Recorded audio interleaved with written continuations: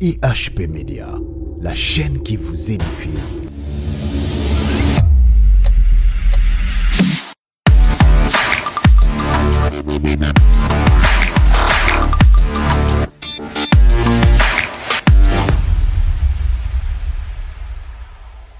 C'est biso tozali continuer toujours na expérience oyo bien aimé oyo kozala 8e partie pour na yo mais kozala 2e prison na biso ya lieu de tourment.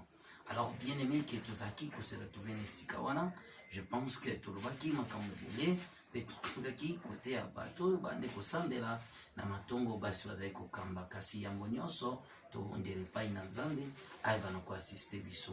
Seigneur Jésus, le temps est tellement difficile et le monde est en perdition. Tu as voulu interpeller ton peuple au moyen de cette expérience pour ramener l'Église dans la bonne voie, car nous sommes sur la terre que pour faire ta volonté, ô Dieu. Je saisis ce moment opportun que tu m'as encore de nouveau accordé pour parler à ton peuple ce qui concerne le royaume des cieux. Laisse que ta présence et ton esprit soient avec nous du début jusqu'à la fin. Amen. Voilà, shalom, shalom, bien-aimés dans les Seigneurs. Alors, tozali ko continuer na partie na biso ya makambo tote kolobela mbala sima. Bien aimé, tout le monde qui était aussi koleka maintenant, ba amo bazalaki tourmenté sur la terre pour avoir prié dans les églises dirigées par des femmes. Alors, bien aimé, en 3 wana, et ça qui tellement pollué, salité mon corps, l'odeur repugnant insupportable. C'était ce lieu de l'enfer, bien aimé. Je n'ai pas vu de lieu le plus sale de ce que je vis de cet endroit. Na mokili, na mona jamais, sika bosoto, ya mbindo, ya mabe, koleke sika wana, bien aimé. Alors que solo ya kopola evane ko rempli atmosphère, solo ya kobeba, solo ya mabe, c'était en réalité solo ya ba mort, ba basile ko kufa dans le péché, pe bakende ko se retrouver dans ce lieu de tourment. Et le Seigneur insistait et azai ko continue toujours koloba ete. Alors, je payais un prix fort pour le salut du monde. Je versais mon sang pour sauver mon peuple. Mais si mon peuple est dans cet endroit, celui par qui mon sang est versé à se retrouver dans Sika Oyo, ezali pour la volonté d'Angaïté, ezali à cause de l'iniquité et du péché que l'homme a su commettre dans ses amours. Alors, bien aimé que je voyais, Bosoto pe solo, le ténèbre était tellement partout. Je ne voyais, bien aimé, Kaka, la lumière émanant par les Christ, ne permettait et là maintenant que je sais que l'enfer était vraiment réel et que ce lieu de tourment et ça qui vraiment existait. Et bien aimé, les gens qui étaient consumés, le tourment, inexplicable à la raison des hommes. C'était à un niveau très élevé. Bien aimé, alors que tous années comment bazaki ko souffrir.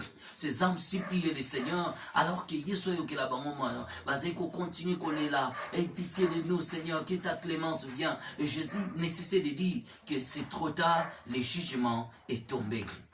Aussi loin, maintenant que mes yeux pouvaient voir, bien aimé, je vis une montagne, la montagne de la douleur, par lesquelles qui plongé. Donc, montagne, qui sableux, qui sable mouvant, alors ils qui coupé la moto, ils qui soupa balave, ils qui sala ndengo mona kana mokili, bachite des eaux, mais wana ils qui bachite ya maïté, c'était bachite ya souffrance, ya moto, où ils qui kaka embrasser wana pour consumer l'homme, où s'il est sumuka envers son créateur, parce qu'il n'est que se retrouver dans ces lieux de la souffrance. Bien aimé, batuana, badinda sikoyo katikati boye na montagne wana, batika bango ba partir likolon. Bademo wana bande ko boaka biloko mo lokola mabende ezalaki mabende moko ya boule boy bazali ko boaka mo likolo ya montagne ndingi zokwe eza ko ke grâce ka mitu ya batu wana eza ko niata batu pe bademo bande ko se réjouir. Je voyais encore d'autres démons au bazalaki en activité bande ko ya ko percer batu matoi wana ko tobola matoi ko tobola matoi ko tobola matoi. Alors j'ai dit Seigneur, bateau basalinine, tellement que ça faisait trop peur, c'était insupportable, bien aimé. L'enfer était rempli à gémissement, il y avait perdu, Seigneur, il y avait amouana, au basala qui perdu pour toujours. Bien aimé, collé là na bango. tranquillité ezalaki te na enfer ki nyama ya repos ezali te baâme wana bazalaki ni na repos le jour ni na repos la nuit. Ils étaient tourmentés du jour le jour, bien aimé, bazali kopé matin, et les démons étaient toujours en activité, bazali ko se réjouir na comment l'homme était dans la souffrance. Alors que, bien aimé, je regardais, je dis Seigneur, qu'est-ce que ces gens ont fait sur la terre? Il me dit lorsqu'ils étaient sur la terre, abandonnant qui mungomonanga, quoi qu'ils allaient à l'église, mais bazali ko se soumettre à la volonté nanga, ils ne faisaient pas ma volonté. C'est la raison que Batouana Bayeko s'est retrouvé na Katine Sika. Alors que bien aimé, le Seigneur me parlait, biso tozaï pour avancer. Tant que tozaï ko poussa na montagne wana, na moni moko bien aimé, qui était tourmenté na ngomba wana. Il y a d'une personne qui a péché sur la terre et qui était envoyée dans ces lieux de tourment. Alors je le vis, bien aimé, à moitié, ngomba adinda kati boye. Abandi ko supplier Seigneur, abandi ko ganga atomboli maboko ne mibale, alors que maboko ne zaki ya bozika, bien aimé. Je remarquais que azaki na ba pomme ba partie misaki ote. Quoi que azaki squelettique, pe ba verre bazaki ko ramper tout autour na nzoto na ye. Abandi ko supplier Seigneur, ah oui Jésus, je t'en prie Seigneur. Je reconnais que ta voix est la vérité. Je reconnais que tes principes sont sacrés. J'accepte maintenant de me soumettre. J'accepte maintenant ya ko se soumettre nakati ya mukano na yo pe ko sala volonté na yo na mukili. Accorder nga kaka juste opportunité. Na zonga ko na mukili. Na réforme na bandila banko ba voix na ngai, na tala malamu banzela na ngai. Na lingite ko ya Seigneur, na ndimi suda ko linga sute ko ya nesiko ya pasi. Seigneur, j'ai assez souffert pour mes péchés. J'accepte volontairement que tu es mon Dieu. J'accepte de pratiquer la justice et de mettre en pratique ta parole. Nandimi sami kobanda lelo, nakochama lubana musala.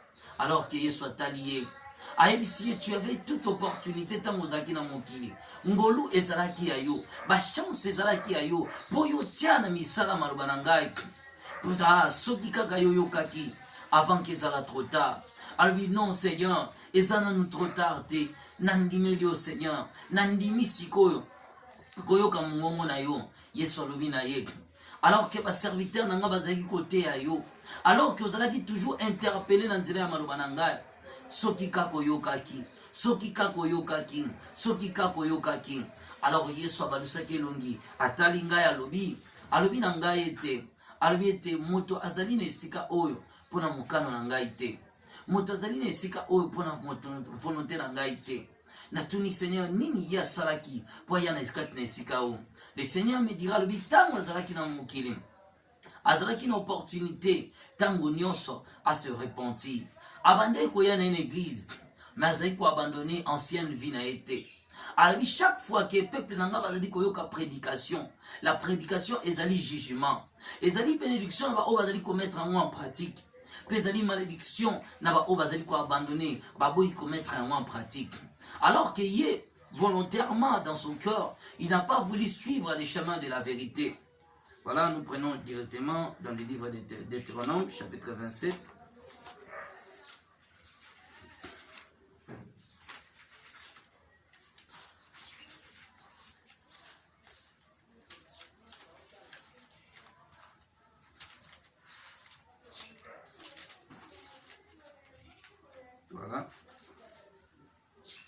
Voilà, Deutéronome chapitre 27, je prends le verset 11.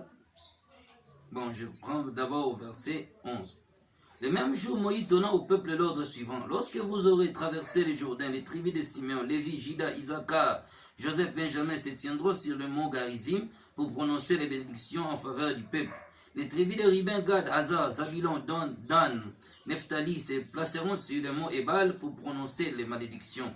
Les Lévites prendront la parole et diront d'une voix forte à toutes les Israélites. Maudit soit l'homme qui fabrique une idole scripuleuse à une statue en métal fondu pour ériger dans un lieu secret. L'Éternel en abomination de tels ouvrages. Artisans et tous les peuples répondront Amen. Maudit soit celui qui traite son père et sa mère avec mépris et tous les peuples répondront Amen. Maudit soit celui qui déplace la borne de la propriété de son voisin et tous les peuples diront Amen. Et le verset 26 dit ceci, maudit soit quiconque ne respecte pas les paroles de cette loi et néglige de les appliquer, et tous les peuples répondra. Alors on attend wana que le Seigneur me parlait. Il dit, nakati ya mokili, azalaki encore une opportunité, azali kokende l'église. Chaque fois que le peuple nanga bazali koyoka, matea nangai, ezali jugement likolo na bango. Ba o bazali ko pratiquer, bazo se laisser avertir, bazali ko trouver sali. Alors, il est trop tard pour on aille, le jugement est tombé. Alors, bien aimé, tout ça qui commente encore dans la montagne, voilà. Je voyais comment ce millier des âmes, bazali ko supplier Seigneur, ayo ke la bango mawa. Azali ko supplier Yesu, ayo ke la bango mawa. Babande toujours collé la Seigneur, yo ke la biso mawa. Seigneur, yo ka mawa. Mais Jésus ne cessait de dire que trop tard, le jugement est tombé. Bien aimé, tant que tu es likolo ya montagne, tu es comme à côté moko ya likolo ya ngomba wana bien aimé. Tokutaki esika wana, ezaki na balave de feu. Balave wana de feu ezaki lokwa ba tourbillon, bien aimé. Et au milieu de tourbillon wana, j'ai vu des milliers des âmes. Oyo bazaki na kati na esika wana, babande ko zika na moto. Bademo babande ko se moke na bango. Na katikati na bango ezalaki na croix moko renversée. Bademo bazwaki squelette moko batie na croix wana. Bakandi ko ebisa batu wana bo adorer le Christ o bande ko sambela mokili bo adorer bino batu bande ko sambela Yesu yo bo adorer batu wana bande ko lela babino biso to ko adorer le Seigneur biso to ebi makambo te. Les démons balobi na bango boy. Chaque fois que bino na mokili bozalaki ko s'incliner liboso ya stati bozalaki ko gumba mela biso bozalaki ba adorateur na biso botanga teke na Bible na bino elobi ete bokoki ko sala représentation quelconque te biloko ezali na mokili bobo gumba mela yango.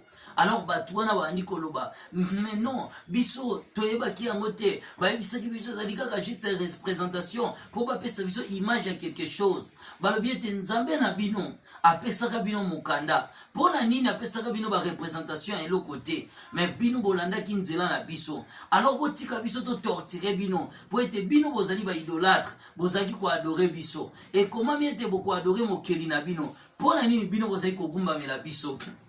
Alors bien aimé, je voyais comment bademo wana, bazai ko torturer ba âme wana, bande ko sibi châtiment moko sévère. J'ai compris en réalité que ces gens-là, bazai ko sambela na église, oyo toyebi lelo, église ba sambela ka ba stati, bazakana ba chapelet, basalela ka ba sang, basalela ka ba eau bénite. C'était maintenant ces âmes-là qui étaient tourmentées par des démons pour avoir bazai ko gumamela et que soi-disant bande ko bengango Jésus-Christ. Alors que le Seigneur n'a jamais été représenté dans eloko moko songolo. Batikala jamais ko présenter Yesu na likambo songolo to pakola. Yesu azali bobele liloba. Liloba na ende ezali vérité. Exode chapitre 20.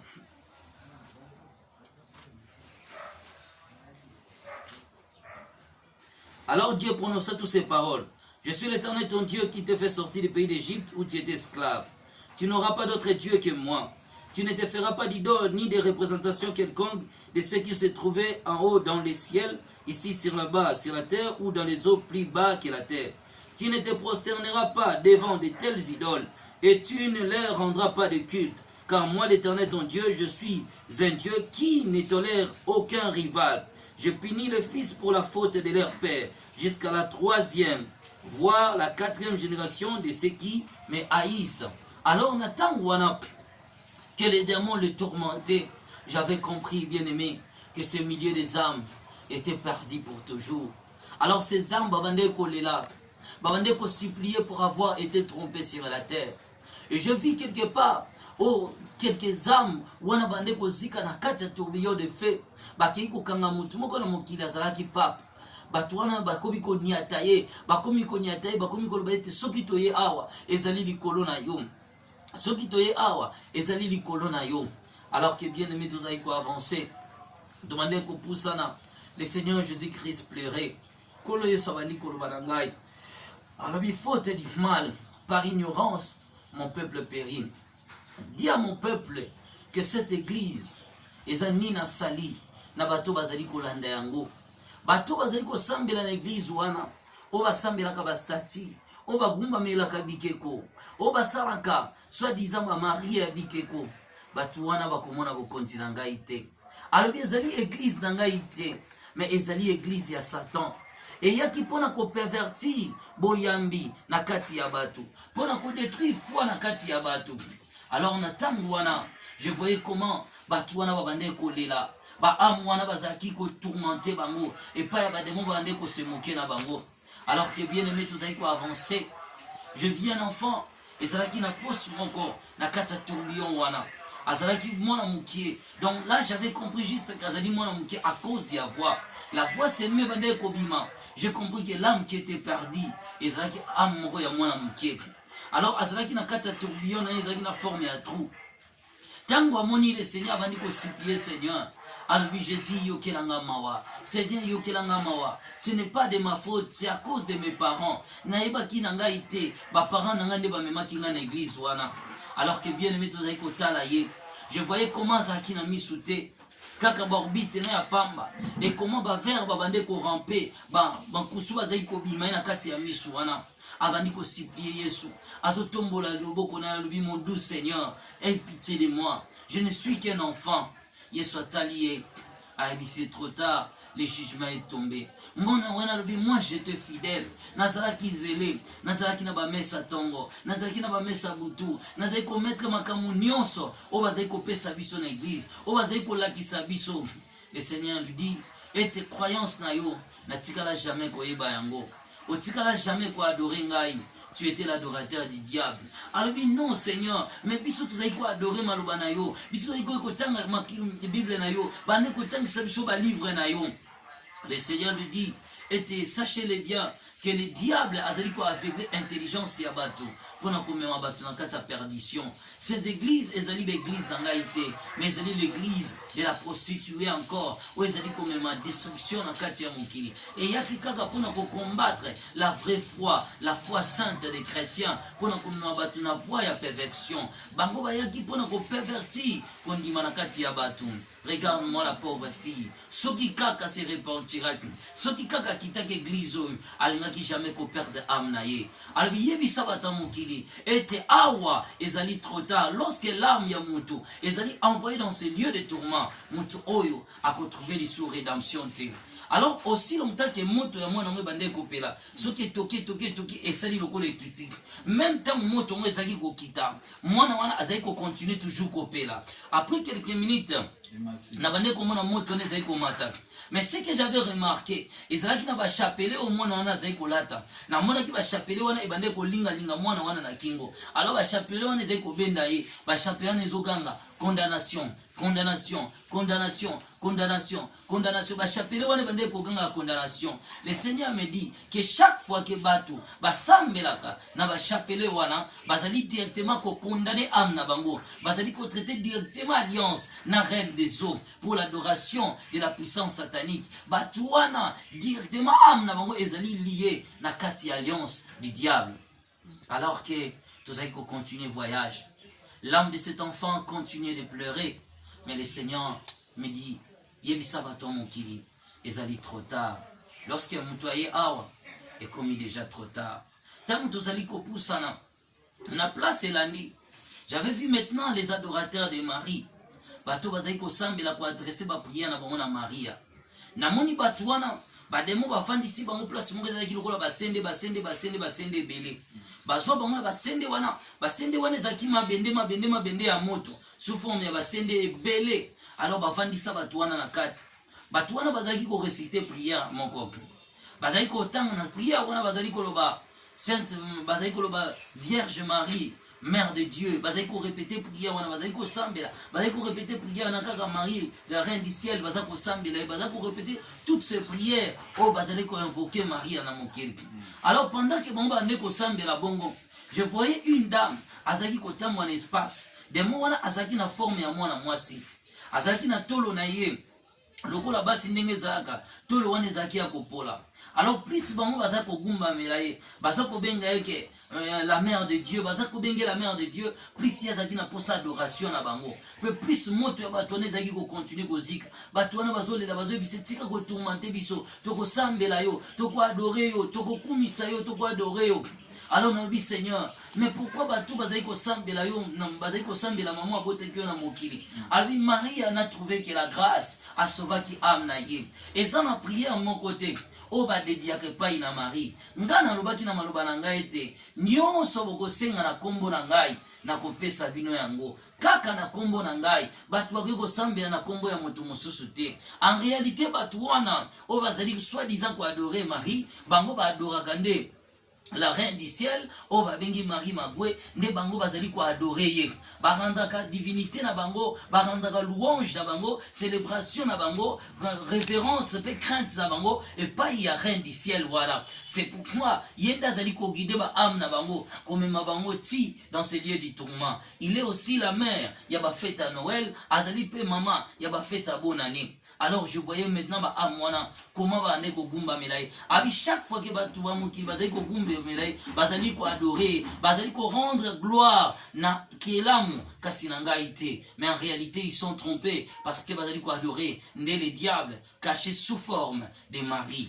Alors que je voyais tant bon bazako lela bango bazako gumba mela je voyais ceux qui batona ba gumba mi ba demo bazaki na biloko mo lokola bipasola bazako pasola batona na mukongo bazako pasola batona na mukongo bazako pasola batona na mukongo bazako pasola batona na mukongo. Alors le Seigneur me dit c'était en réalité les adorateurs de Marie ne bango wana bazako subir ce tourment de l'enfer. Alors tous allez continuer voyage au milieu que tous allez marcher dans quatre flammes wana. Je voyais comment, bien-aimé, n'allez pas en enfer. N'allez pas dans ces lieux de tourment, bien-aimé. La souffrance, on dirait âme na yo bien-aimé, et causera pour toujours. O causera na repoter, ni jour, ni nuit. Bien-aimé, tout ça qui continue voyage dans Bisso. Tant que tout ça qui percé, bien-aimé. Je vis un groupe de chrétiens. Bah, quand on a place, on a filé. Bah, chrétiens, on a là. Alors, bah, des mots, bah, ziki, on a filé, on a moto. Filé on ezaki soki ba serré yango makasi na mboni bato wana ba pasuki bakozwa filé wana ba bwaki yango na kati ya libulu moko ezaki na huile ya moto na bande komona ndenge bato wana ba bande kokaningama bato wana bazolela bato wana bazoganga na tuni Seigneur bango basali nini. Alors c'était des chrétiens bato bande kokende église mais après prière bango bande ko consulter ba féticheur bande ko koyekola ba pratique satanique bazaleki na bakisi na mokili ne bato wana bazali ko subir châtiment oyo. Alors que tout ko avancer na ikomona place moko ba demo ba cheki lokola forme ba kitsa mabende mo ezali ko pela moto.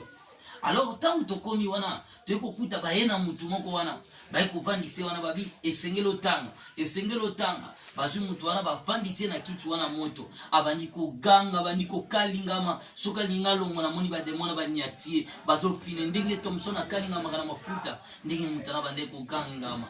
Et lorsqu'il a aperçu le Seigneur abandi ko supplier Yesu abi Seigneur aie pitié de moi, qu'est-ce que je fais du mal? Le Seigneur lui dit les allés trop tard, le jugement est tombé. Alors on a tout dit Seigneur, qu'est-ce que nous toi ça tout temps azaki na mokili. Alors il quoi qu'azaki chrétien, achaki sima maloba nangai, azaki kotanga ba roman d'amour. Ne ba roman wana bande kotanga ba roman ya bolingo. Ba auteur na yango bazaki ba occultiste. C'est la raison que âme na ezaki condamné à cause de makambo ya tanga kina mokili. Alors je voyais comment ba démon bande ko continuer kotanga c'est ba roman d'amour wana. Badamo va dire continuer autant qui c'est ba roman wana bazo bise tu dois lire et chaque fois celui bazo roman ba chepe me na lisu na ye bademo na ba kozali konga ba kotisi na lisu ba pasoli yango bazali ko pasola ye. Alors monto na bande ko lela mais ça là qui trop tard pour na ye. En ces jours-là c'était la condamnation des âmes qui allaient à l'église mais au bazali ko garder encore ba mauvaise voie. C'était des milliers de personnes ba au bazaki wana. Il y avait encore ba âme bazaki tourmenté. C'était maintenant ba bazaki critiquer ba pasteur. Tant to bandi ko ya na mon âme bazaki tourmenté dans les faits. Azol ba Seigneur, je t'en prie Seigneur, aie pitié de moi. J'accepte de me repentir.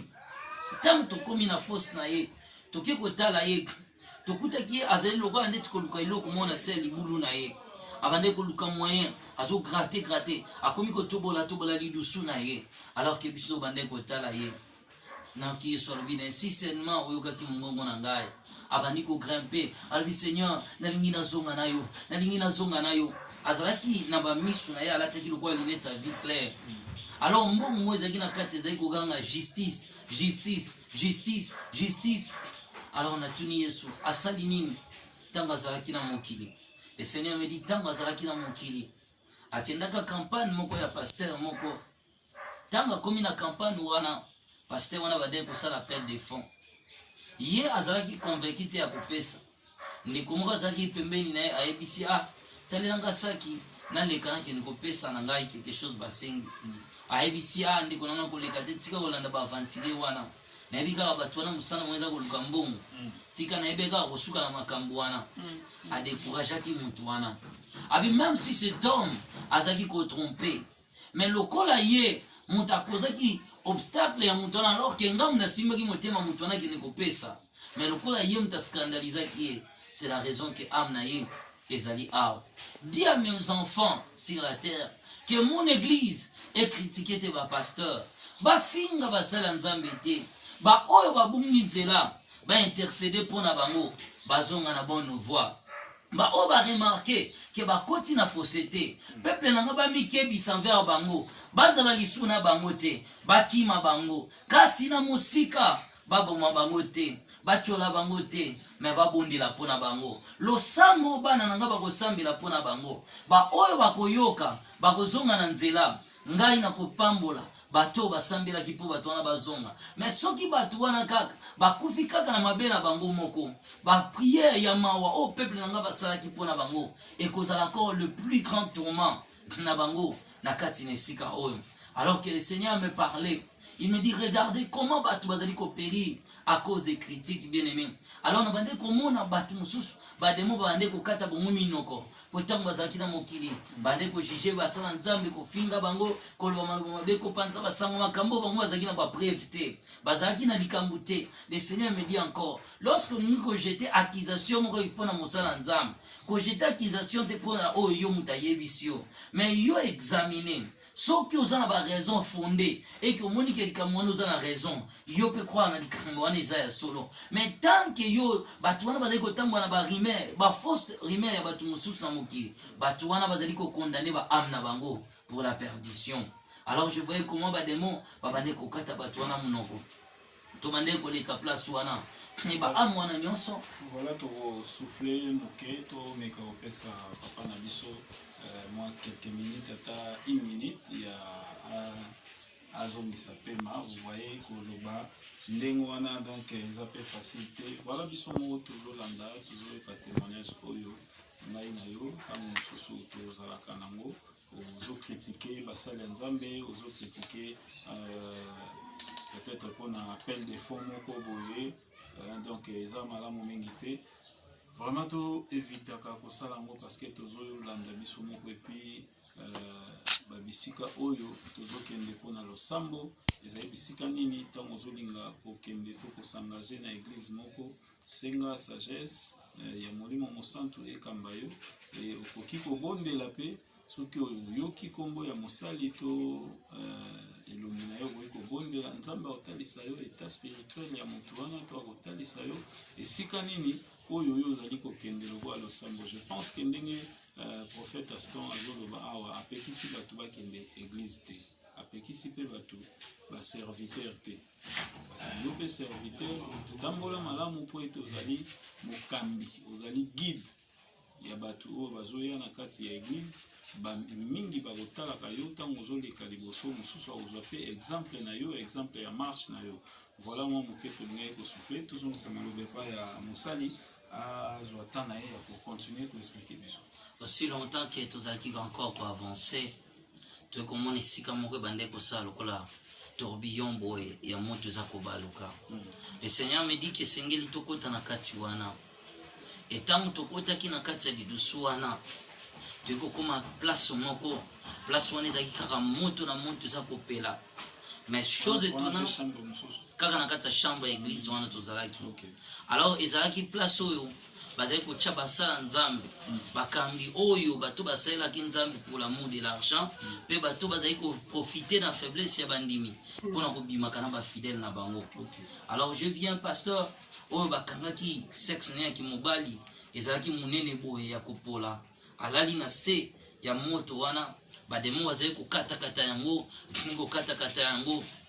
Et lorsqu'il a vu le Seigneur abandi kosiplia alobi Seigneur yokelanga mawa j'accepte, je suis ton serviteur nasalaki mabe mais nalingi kose repentir. Le Seigneur alobi na ye yo moto bebisi ba vie ya bato au bébissi wa foyer à batu, au semer ba des autres, au commettre les mal. Et ça lit trop tard pendant le jugement tombé. Tant que yo yeba kingai, et yo commettre ba abi, yeba été, souffrance et cause la bilei na yo. Le fait cause la nourriture na yo, souffrance et sika au peut pas si, yango ezali salaire, yali fouti na yo. Ezali récompense ya bato bazali ko sala mabe. Alors je nazaki tellement pitié na ye, na bandi kotuna Seigneur na bi Yesu yo kela mawa. Cette fois-ci bimi ça y. Alors bi cet homme ayeba kingai. Asali 25 ans na ministère, entré à kosala langai. Mais abande ko séduit bandimi faible.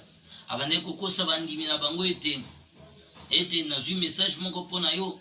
Azai ko pakola bandimi ba huile d'olive na ba sexe. Azai ko simba bana ba se batu na mabumu. Soki azosambela pona bango. Azali ko sokola batu mususu, soit disant que batu wana bazana mbindo na nzoto na bango, ko sokola ba femme ni. Azali ko coucher na ba femme mariée, soit disant que azui directive, délivrance na bango sengeli kaka coucher na bango. C'est la raison que amené d'aller charger des malédictions. Asili ko détruire ba vie ya bana batu basi na mokili. Alors on a tuni pourquoi mbebone zali munene. Abi chaque fois azali ko sala ba délivrance. Soki azali ko akute na moi soit azali faible. Azali ko embrasser basi ya batu. C'est la raison que anaye ekozana ita oyo. Yebisa peuple na ngai. Ba oyo ba kushana ba pasteur. Ba oyo ba bimana basali na ngai. Ba oyo ba kometa ba bina basali na ngai. Ba oyo ba trompa ba mari na ba femme na bango. To ba trompa basi na bango to mibali na bango pona kobima na ba servante to ba serviteur na ngai na mokili. Batu wana na bango na basali na ngai bazali sous la condamnation la malédiction divine. Batu wana esengeli ba se repentir, esengeli ba avouer mabe o bango basalaki. Soki osalaki pa ya mobali na yo, esengeli avouer pa ya mobali na yo. Soki osalaka na mwasi na yo, esengeli avouer vérité ya acte oyo posaki. Ezali trop tard pona bango. Alors que je voyais azali ko supplier le Seigneur, etant azali ko supplier Yesu alobi na ye, et il est réservé pour la moutou akufa une seule fois. Après quoi vient le jugement. Alors abane kotanga ba verset biblique, azali kotanga ba verset biblique, et le Seigneur Jésus lui a dit que chaque verset zali ko citer, ezali ko prononcer jugement contre yo moko. À cause ya babi, na pesa kibino mission te ya ko coucher na bandimi. Na pesa kibino mission te ya okende ko boto la peuple na ngai, le père o bazali ko posséder, ezali trop tard, le jugement est tombé. Alors je voyais ce milieu de serviteurs de Dieu, on va kometa ki ba bina mokili, on va trompa ki bandimi na bango. Et na moni pasteur moi azali ko zika na kata place wana azaki na nzungu. Na kata nzungu wana ezaki na biloko mo lokola ba étoile. Ba étoile ngo ezoganga, ezolela justice, justice, justice, justice. Siko abande ko zika na nzungu na ye wana. Azokanga nzungu ngo boye, asakolela, ah, aie pitié de moi. Aie pitié de moi, Seigneur. Aie pitié de moi, Seigneur. Aie pitié de moi, Seigneur. Alors, on a qui soit gangi mbala moko lobina yete. Nazali nzambe a vérité. Nazali nzambe a mensonge te. O pertibe ba vie ya batu na mokili. O kangi ba chance ya batu. O détruit ba vie ya batu na se ya mokili. Ezali trop tard pona yo.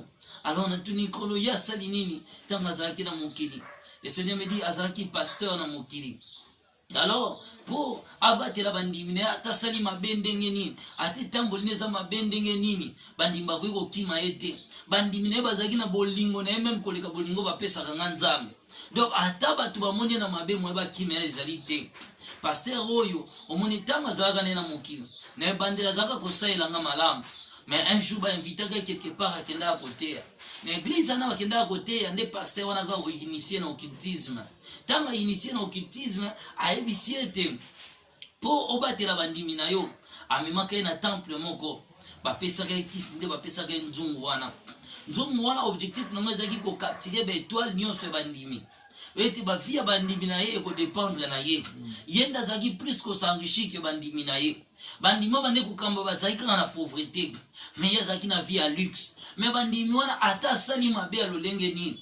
Bandimi bakweko kima ete. Bandimi wana bazaki toujours attaché na ye. Ata ba yoki samo ya mabene lolenge nini. Bandimi wana batika la kolongo église na ete.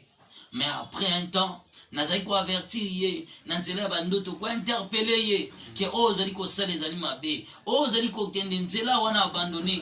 Ya boyebi ko abandonner ba pratique na ye. C'est la raison Kazali Awa, le jugement est tombé. Alors je voyais, Azeko Kanga Marmite na Ewana, Azeko Zika, Azaki tourmenté toujours, Nanzungu Naye, Azaki toujours tourmenté Nanzungu Naye. C'était en réalité beaucoup de pasteurs. Au Bazaki Wana, Bamsou Azeko Saïla, porte-monnaie magique, tant Bazaki na Mokili, Bamsou Azeko abusivement, bien, fidèle. Et je vis encore une autre personne, au Azaki tourmenté Nesika Wana. Bademo bazuma colonel maboko ba panzi loko écartement boy. Bademo azeko koteli konga na munoko. Soki ba kotisi ba pasoli ebo akititi na se. Soki komi na libumwa babandiko balola, babandiko balola, babandiko balola. Alors je le voyais comment bandeko sipi azolela, azo senga kimia. Nyonso ezalaki na esika wana. Ezali na niveau la douleur et la souffrance wana. Ezali inexplicable. Même malobana ezali ko atteindre tes niveaux, il y a torture, il y a châtiment batuana bazali komona. Alors on a tout dit Seigneur nini ya sali. Alors bien tabane ko pesa batu ba fausse orientation. Azali ko pesa batu ba fausse message. Peuple nanga lokola bazanga ki discernement. Pona ko escroquer batu ambongo mike batu bazalaki na yango. Chaque fois po ya sambela pona muntu. Abande ko exiger muntu quelque chose. Na vie na église na ava yamba yo, avant kuta na ye, il faut somba d'abord fiche wana ezaki na valeur à $20. Ngana itabisaki basali nanga te po bakende koteka makabo na bango. Mais yazaki koteka badon yazalaki na yango. Avant kuta na esengelo somba fiche à $20. Avant, atinda batu ba osambela na ndako na esengelo pesa $50. Alors achaki place ya mbongo, qui est place ya ko sauver ba âme. Alors, tozaki ko passer ye. Na koleka groupe wana. Je vis maintenant le tourment ya batoyo na mokili bazaki ko évangéliser te. Quoi que bazaki ko mona batu bazaki ko bunga na mokili. Mais bango batikala ko évangéliser te. Et ces jours-là, c'était maintenant ces âmes qui étaient aussi tourmentées en enfer pour n'avoir pas évangélisé. Ba mona ka batu na mabe, ba mona ka batu na erreur, mais batu wana basala ka musala évangélisation te. Ces jours-là, ezalaki fin ya chambre ya ba condamné ya église. Je voyais les tourments. Je voyais comment amona bazai ko lela, comment batuana bazai ko sengo secours, babande ko sipier Yesu. Et je voyais que bademo bazai ko tangela bomba verset biblique pour avoir connu Dieu, mais ils n'ont pas demeuré dans le chemin de Dieu. Mais basalaki mokano ya nzambe te na mokili. Batuana ba kometaki toutes sortes de mal, ba musu bazalaki wana ba balala kana l'église, ba bakenda kotonga na église, ba oyo bazai ko sa ba rapport sexuel, ceux qui ba koti retraite na ba permanence, batuana pe bazalaki na esika wana ya tourment. Alors ces jours-là, ce milieu des âmes, Seigneur, mais trop tard, le jugement est tombé. Et tant que je voyais chaque âme avec aussi pied Yesu. Pengala baneko senga yana tsoba Yesu. Yoke lata oyo mawa. Pona oyo kamawa. Pona oyo kamawa. Pona oyo kamawa. Alobina lingete mukili. Ezalo courant makambo. Baye baete le jugement est sévère. Alors que tout que poussana, tout que obima, batouana bazolila, bazosipier Yesu, na balu qui feu, moto, on a niveau ya mokili na tikala komona yango te, batouana nyoso, flambé, ba am flambé, bazeko ganga, bazeko sipier Yesu, mais Yesu azeko loba na bango trop tard.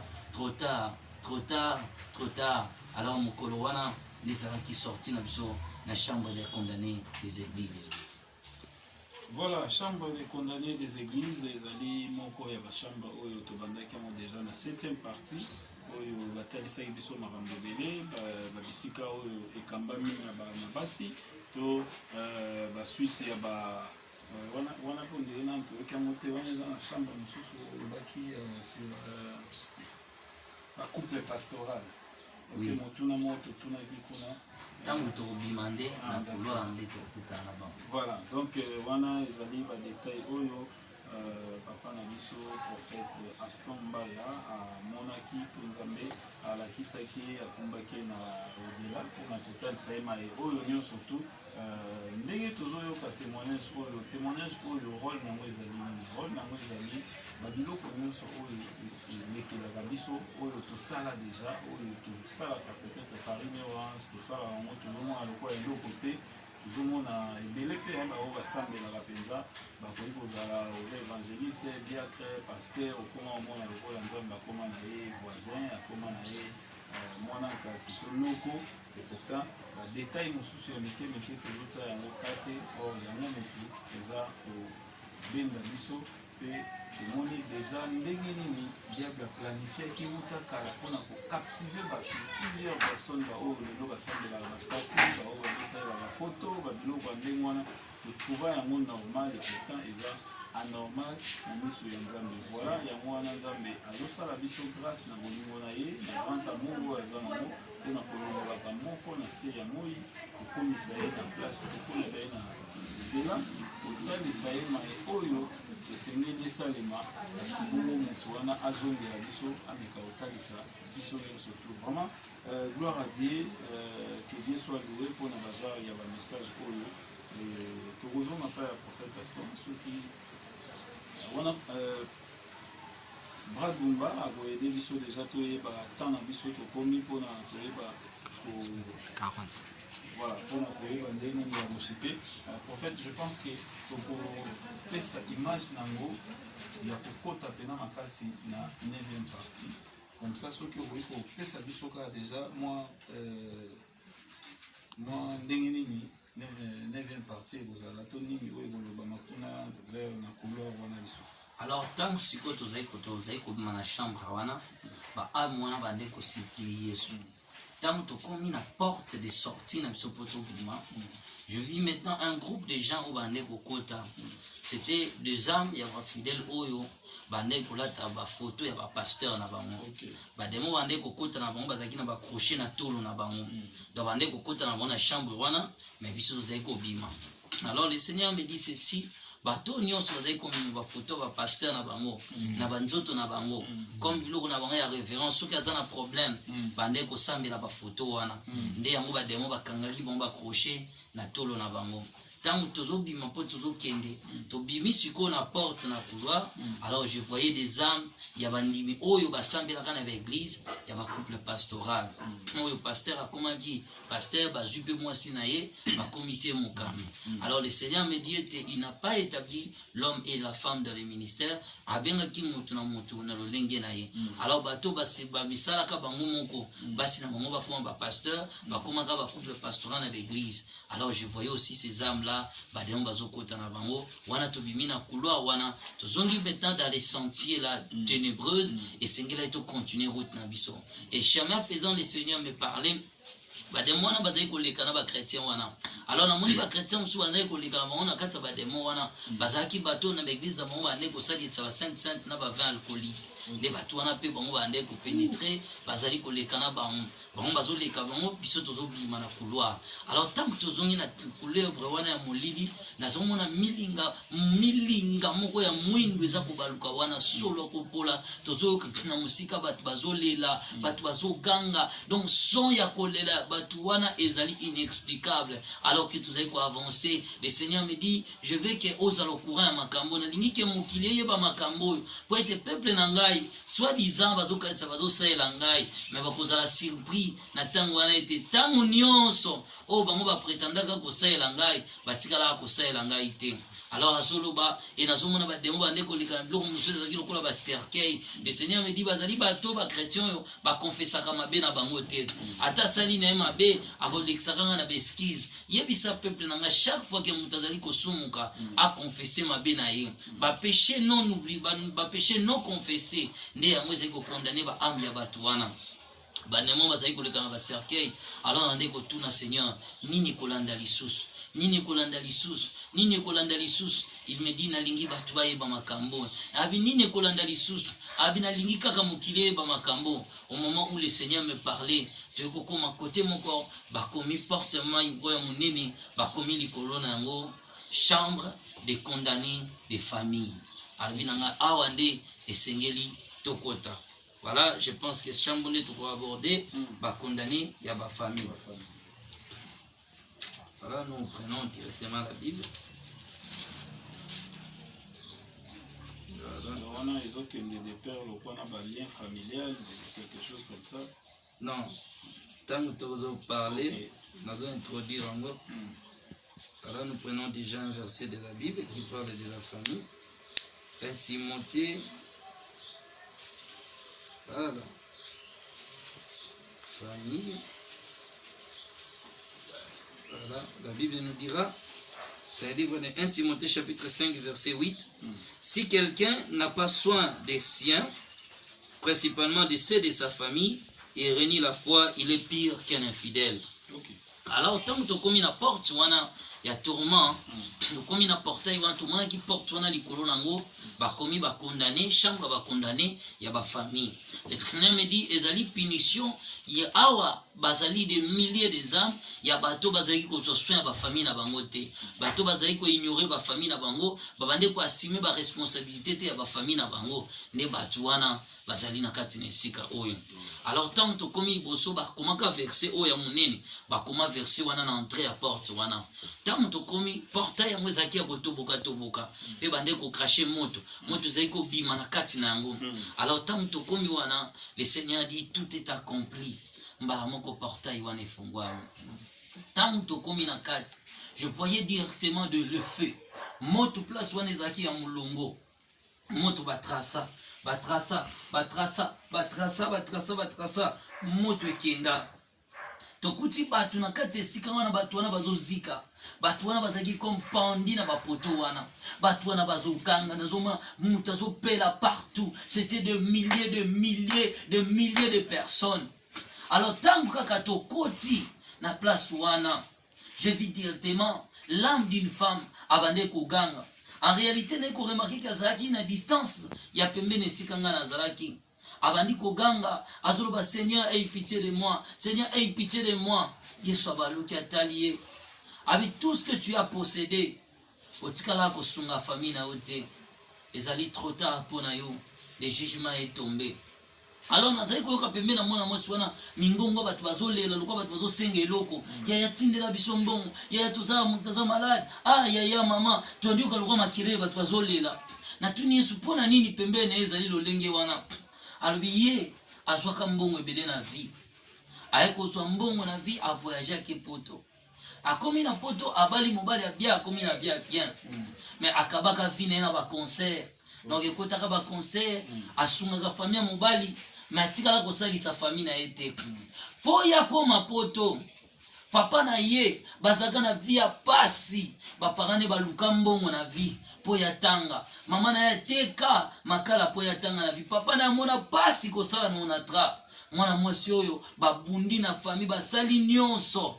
Un jour papa na bangai kozwa des comptes final azwi mbongo na ye aboza ya liboso mwasi voyager osunga libota ya komi na poto akomi amia ba concert akomi amia ba musicien abali mobali soki famille basengi mbongo atinda kaka famille mobali asalisa ka famille na ete et yaka kotombe un jour papa na ye na pasi na souci na kotala ete mwana na ye mutanyo kwami bazoka ka mwana yazo tinda bitu kala famille mobali mais na famille na ye moko asala keloko te yango wana papa na yakufaka na souci kolela wana ezali kolela ya papa na ye chaque fois que mutu aza na bozwi azosalisa libota na ete na pasi mutu wana azali kozwa malédiction ya famille na ye likolo na ye yebisa bato mokili ete nasalaka mutu azali être dépendant d'abord de la famille mutu avivaka na autorité ya liboso ya famille na ye après ya mibale c'est l'autorité ya ye moko mutu mais lokola ye arejetaki famille na ye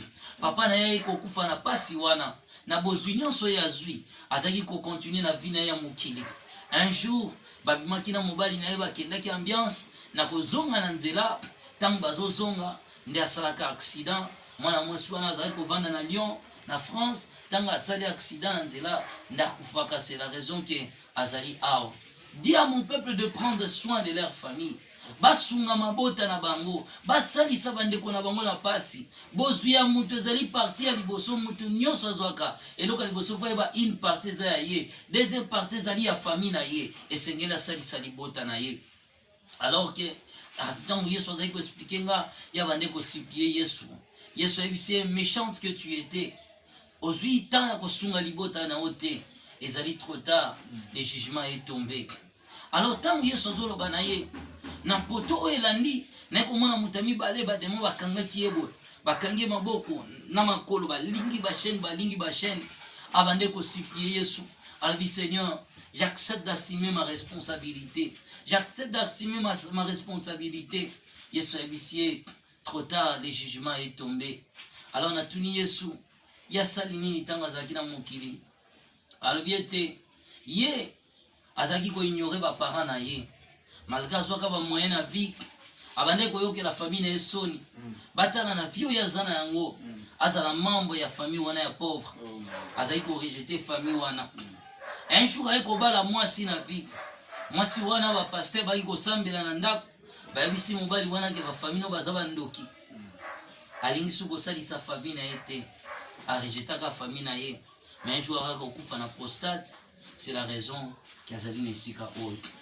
Yebisa peuple na ngai ete mama na papa na yo etanda na bibango pona ko salisa ba parents na yo ezali devoir esengelo salisa ba parents na yo peu importe o bango bazali sunga libota na comme tu peux peu importe bango lolenge bazali.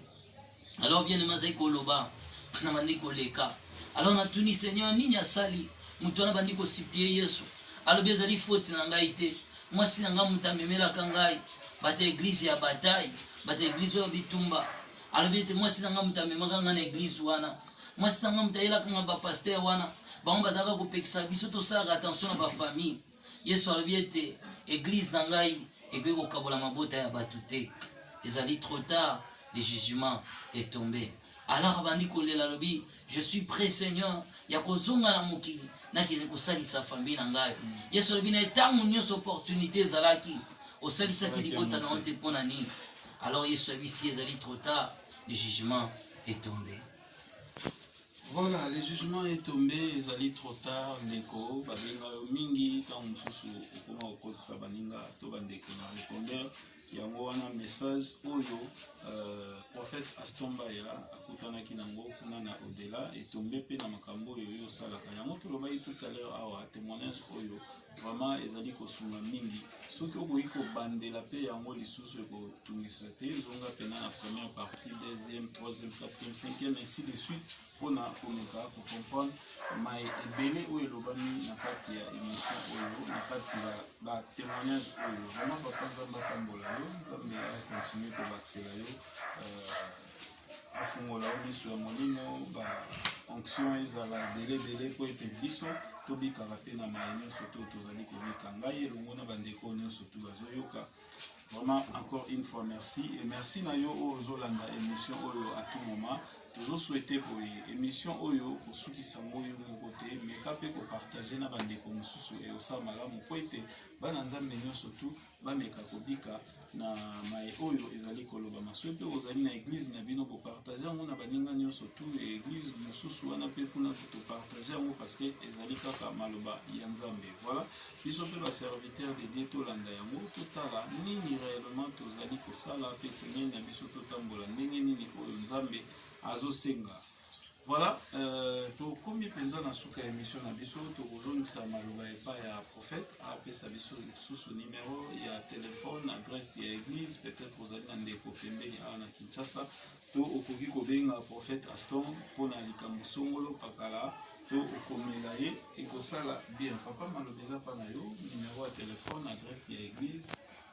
Voilà, numéro ezali plus 243 82 26 82 371 plus 243 82 26 82 371. Numéro wana okoki kokomela pe kaka na WhatsApp eza kaka numéro wana to okoki kolukanga pe Aston Baya na Facebook okomona na Instagram partout okoki kokomela ngai nde wana ezali plus bacoordonné toza nango. Église ezali awa na Kinshasa na commune ya Matete quartier Kitimu numéro 18 de bis. Je pense que ezali adresse na biso pour l'instant mais dans les jours à venir tokomekopesa peuple de Dieu adresse esika po tozali kokite esika wana mais pour l'instant tozali nanu wana bacoordonné na biso ezali plus précis nde yango wana. Voilà, merci pour le prophète Aston. Motuna moko bandeko batuna ki ezongeli ngai mo moke na mutu. Je m'excuse. Ezalaki tango tosalaki la fois passée, toparlaki na message oyo ya ba misusu akutana ikuna ezalaki pona ba dim na bango place bazali kopesa azopesa dîme na ye régulièrement mais azopesa le pasteur ya malamu te sikoyo moto atuni boya. IHP Media, la chaîne qui vous édifie.